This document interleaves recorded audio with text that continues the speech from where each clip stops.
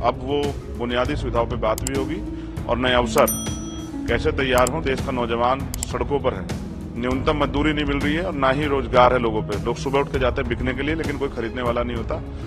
तो अगर कहीं भी संदेह होता तो उस पर सवाल खड़े होने चाहिए, उसका जवाब उसको इलेक्शन कमीशन को भी और सरकार को देना चाहिए। बहुत मेहनत करेंगे, गांव-गांव जाएंगे, लोगों को जोड़ेंगे, पूरे देश में करेंगे।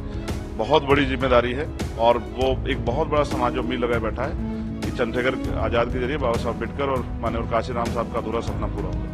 देना है और उसको आगे बढ़ाना है। आपको लगता है कि आप काफी रहेंगे संसद? आपको लगता है कि अम्बेडकरवाद देश की जरूरत है? अम्बेडकरवाद को समझिए, समता, समानता, बंधुत्व, भाईचारा, मैत्री, हर इंसान को बुनियादी सुविधाएं और सम्मान का जीवन मिले। और ये हमारी जिम्मेदारी है कि अगर गवर्नमेंट कोई काम करे तो वो जाति धर्म से ऊपर उठ के सभी के लिए हो। गवर्नमेंट की कोई पॉलिसी ऐसी ना हो जिसमें किसी का कोई नुकसान हो। निगेटिव सोच के साथ गवर्नमेंट काम ना करे, पॉजिटिव सोच के साथ काम करे। देश की आजादी के इतने साल बाद भी अगर लोग लंबे समय से बुनियादी सुविधाओं से वंचित हैं तो इसके लिए सरकारें जिम्मेदार हैं। अब वो बुनियादी सुविधाओं पर बात भी होगी और नए अवसर कैसे तैयार हों। देश का नौजवान सड़कों पर है, बेरोजगार है, देश का किसान परेशान है, न्यूनतम मजदूरी नहीं मिल रही है और ना ही रोजगार है लोगों पे। लोग सुबह उठ के जाते हैं बिकने के लिए, लेकिन कोई खरीदने वाला नहीं होता, क्योंकि देश में 80 करोड़ से ज्यादा लोग ऐसे हैं जो हैंड टू माउथ है। अभी सबके लिए काम करना है। महिला सशक्त हों और सुरक्षित हों। दिल्ली में भी महिलाएं सुरक्षित नहीं है। उन महिलाओं को फील कराना है कि वो भी इस देश में बराबर की इज्जत के साथ जिए। अभी तो सरकार ने सब झूठे वादे किए हैं।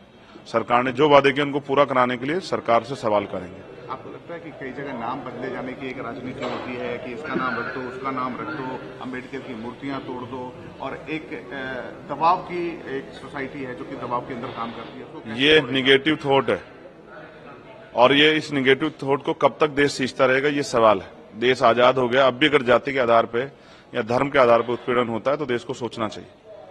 लोग इंसान है और इंसानों की वैल्यू होनी चाहिए। अगर कोई जाति धर्म के नाम पे किसी का शोषण करेगा तो ये एक्सेप्ट नहीं किया जाएगा। और लोग मरने के लिए पैदा नहीं हुए, चाहे वो माँ सोने की चम्मच से दूध पिलाने वाली माँ हो या चाहे वो टूटी चम्मच से। हर माँ को अपने बेटे से प्यार है। सबकी जीवन सुरक्षित होना चाहिए। एक आखिरी सवाल है आपसे। मेरे जैसे बहुत सारे लोगों की जरूरत है और मैं प्रयास करूंगा आजाद समाज पार्टी के जरिए वो पार्लियामेंट में आए। एक आखिरी सवाल है। प्रधानमंत्री मोदी कहते हैं कि ईवीएम में किसी ने दोष नहीं दिया इस बार के रिजल्ट में। आपको लगता है कि ईवीएम में कुछ गड़बड़ी है या फिर ऑपोजिशन का एक बहुत बड़ा चिन्ह है ईवीएम? देखिए, जिन चीजों पे संदेह होता है उन पर चर्चा होती है। पिछली बार भी बहुत सारी चर्चा हुई थी और चर्चा होनी इसलिए भी जरूरी है क्योंकि ये लोकतंत्र ही हमारी सबसे बड़ी पूंजी है।